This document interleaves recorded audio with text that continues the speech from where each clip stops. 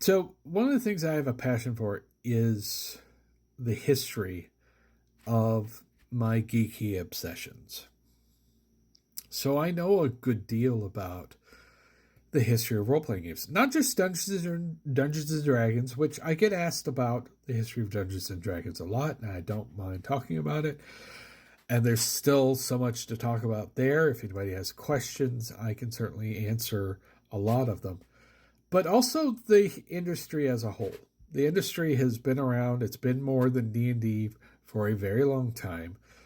And a lot of the different games have influenced each other. They've influenced Dungeons and Dragons. Dungeons and Dragons has influenced the other games. The overall history is there and it's interesting. And like I said, I have a passion for it. It's not the only thing I have a passion for. I also have a passion for the history of science fiction. I grew up going to science fiction conventions. As a kid, I was going to conventions with my mom, who helped run several conventions.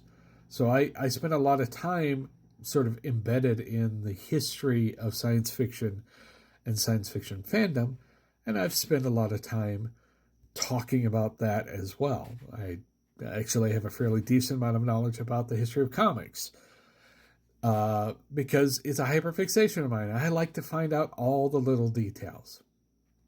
So if you have questions, of course, feel free to ask. I will try and give you some answers. But the overall point is there's some fun to be had in exploring more than just the surface level of the thing you love, of digging into the history, the people who made the thing that you love, why the thing you love is the way it is.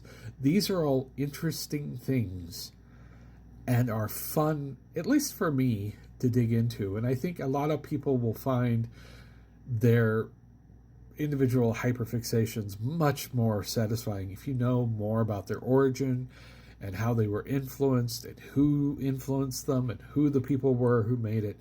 It will deepen your love of those things that you become hyper fixated on.